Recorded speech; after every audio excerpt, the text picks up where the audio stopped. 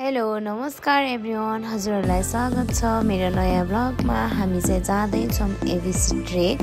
हामी चाहिँ खासमा चाहिँ मार्को ट्रेक भनेर हिँडेको, तर जाँदा जाँदा चाहिँ हामी यता घान्द्रुक पनि जाने भयो र घान्द्रुक गइसकेपछि चाहिँ मार्दी भन्दा पनि हामी एबिसी जाने कुरा भयौँ र हामी घान्द्रुक पुगेर फोटोसोटो खिच्यौँ र यहाँबाट चाहिँ हामी फोटो भिडियोजहरू खिच्यौँ र एकछिन रमाइलो गऱ्यौँ। यसपछि चाहिँ हामी एबिसी ट्रेकको लागि चाहिँ हामी निस्क्यौँ। घान्द्रुकबाट खानासाना खाएर कति बज्यो अहिले? 1 बज्यो कि 12:30 जति भयो होला। हामी चाहिँ आज बिस्तारै हिँडेर भइसक्यो छुन्द्रुङ पुग्नेछौँ। छुन्द्रुङको बाघ उतैतिर हुन्छ जस्तो छ।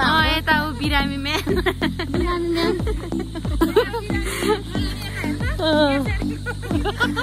लौरोले खोज्दै अगाडि बढाउनु पर्ला। हामी चाहिँ बाटोमा एकदमै धेरै रमाइलो गर्दै गयौँ र हाम्रो म्यामहरू चाहिँ हिँड्न नसकेर नै हामी घान्द्रुकबाट नै फर्किन कुरा भइसकेको थियो, तर हामी जान्न निस्केपछि जानुपर्छ भन्ने हिसाबले चाहिँ हामी निस्क्यौँ गन्तव्यतिर। आजको चाहिँ हाम्रो डेस्टिनेसन भनेको चाहिँ छुम्रुङ रहेको छ। हामी चाहिँ यहाँ घान्द्रुकबाट चाहिँ 5 घन्टा हिँडिसकेपछि चाहिँ हामी छुम्रुङमा पुग्नेछौँ र बाटोमा अरू धेरै नै साथीहरू पनि भेट भएको थियो, जहाँ चाहिँ उहाँहरू पनि एबिसी ट्रेकको लागि चाहिँ हिँड्नु भएको थियो।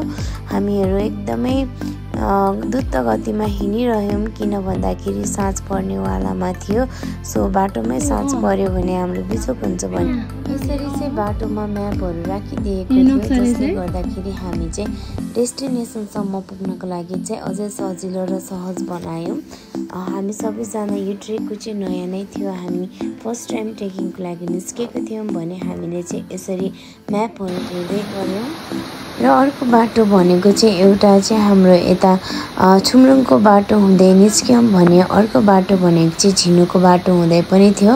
हामी चाहिँ अब यता घान्द्रुक घुम्न आउने भएको कारणले गर्दाखेरि चाहिँ हामी चाहिँ छुम्रुङ आइपुग्यौँ। छुम्रुङमा बास बसिसकेपछि चाहिँ हामी ट्रेकिङ नजाउँ भन्ने भइसकेको थियो। एकदमै बाटोहरू लामो, हामी एक दिनमै अब 5 घन्टा हिँडेपछि नै हामी एकदमै थाकिसकेका थियौँ। हामी सबैजनाको फर्स्ट ट्रेकिङ थियो र त्यसैले हामी जान सक्दैनौँ जस्तो भइसकेको थियो र अब फेरि हामी ट्रेकिङ जाउँ या नजाउँ भइसकेको थियो। बाटोमा यसरी अल्पत्र परिरहेको थियो।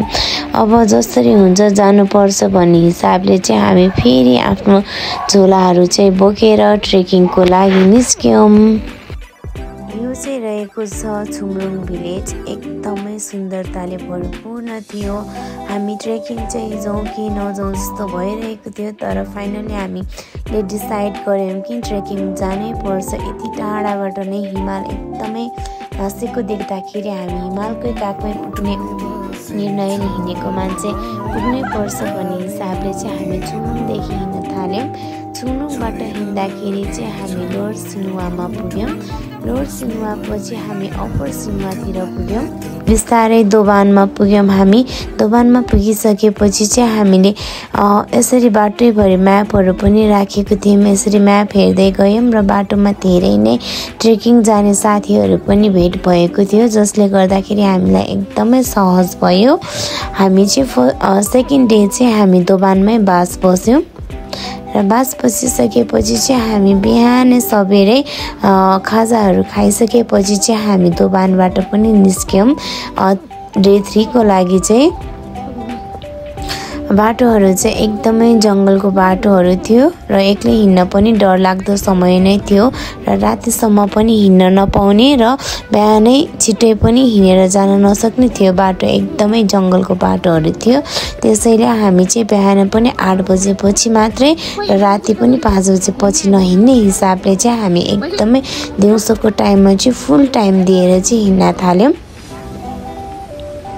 यसरी बाटोभरि नै एकदम यसरी झरनाहरू मन्दिरहरू रहेको थियो र हामीले यहाँ पनि एकैछिन बसेर चाहिँ हामीले फोटो भिडियोजहरूलाई लियौँ। यसरी सिङ्गल फोटो भिडियोहरू लिइसकेपछि हामी एकैछिन रेस्ट गरिसकेपछि फेरि पनि आफ्नो गन्तव्यतिर लाग्यौँ। ट्रेकिङमा चाहिँ नेपालीहरू भन्दा पनि विदेशीहरू एकदमै धेरै हुनुहुन्थ्यो।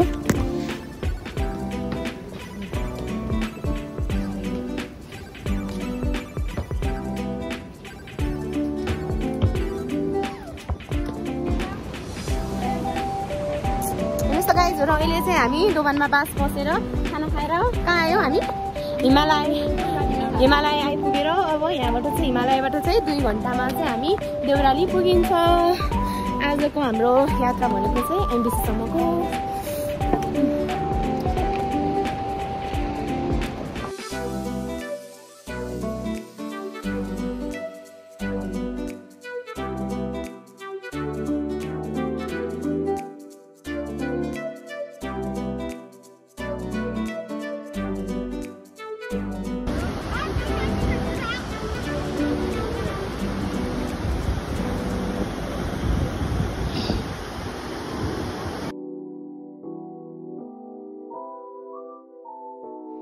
बाटोमा पनि एकदमै धेरै ट्रेकिङको साथीहरू भेटेछौँ।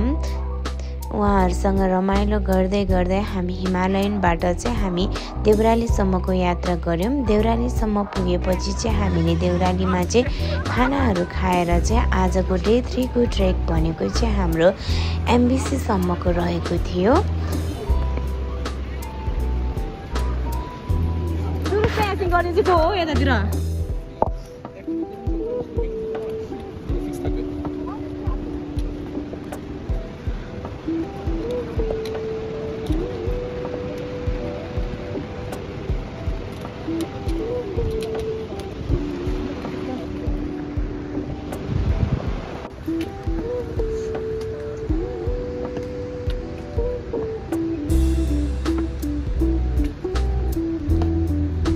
फाइनली हामी चाहिँ देउराली पनि आइपुग्यौँ। देउराली आइपुग्दाखेरि चाहिँ एकदमै हिमालको नजिक आइसकेको थियौँ। त्यसले गर्दाखेरि चाहिँ एकदमै चिसो भइरहेको थियो, एकदमै हावाहुरीहरू चलिरहेको थियो, जसले गर्दाखेरि एकदमै चिसो महसुस हुँदै थियो।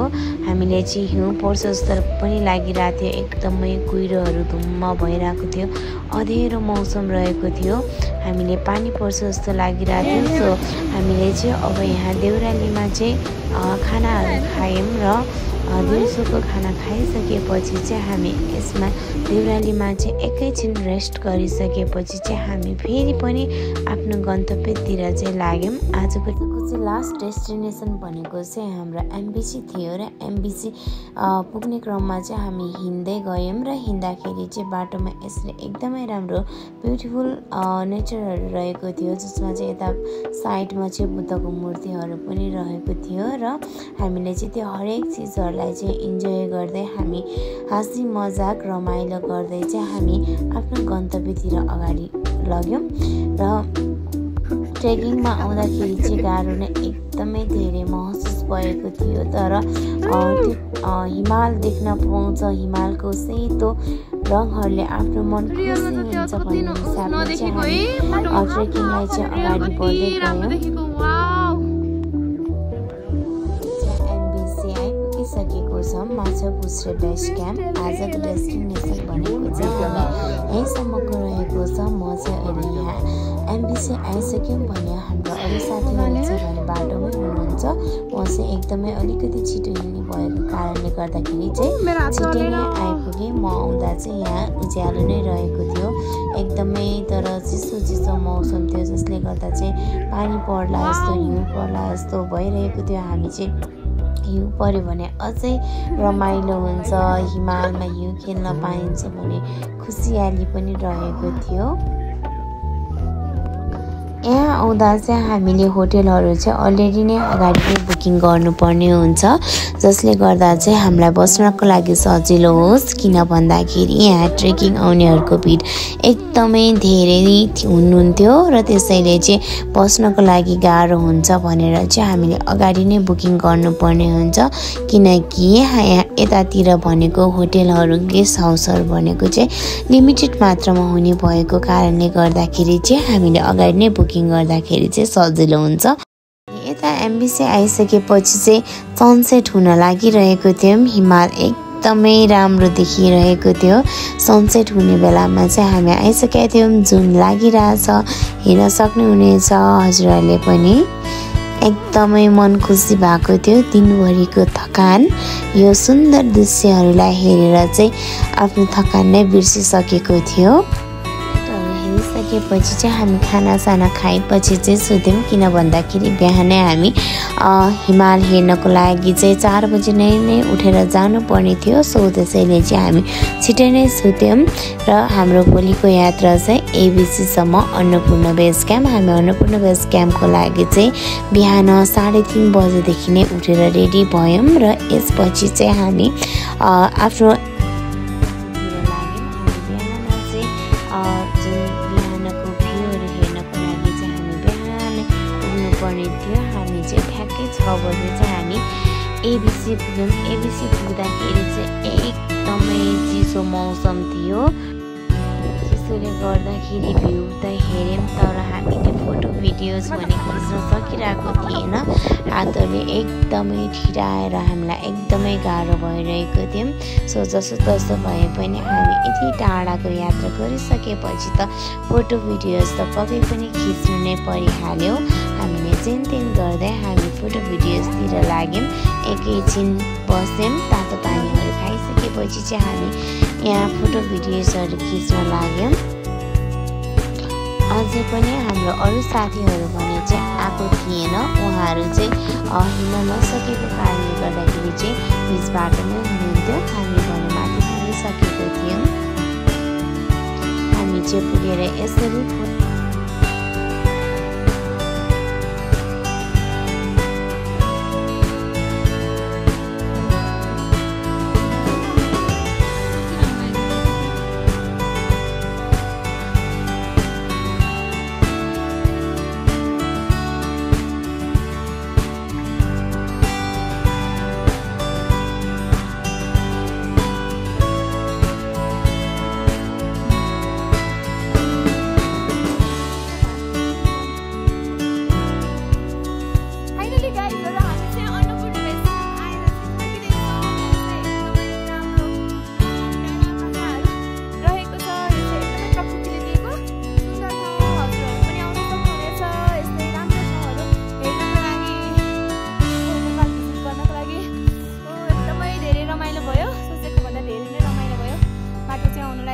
धेरै गाह्रो भयो तर यहाँ आइसकेपछि सबै जुन गाह्रो भाषाहरू सबै बिर्स्यो। एकदमै खुसी, कस्तो लागिरहेछ सबजना, एकदमै रमाइलो है। यहाँको यो हिमालले हिउँले गर्दाखेरि चाहिँ सबै दुःख नै बिर्सिदिने है।